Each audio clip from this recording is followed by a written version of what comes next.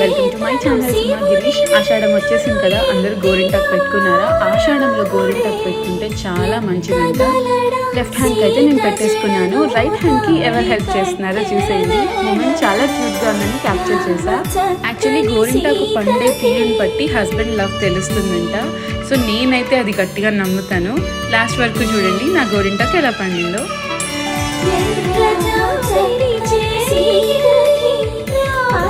Chali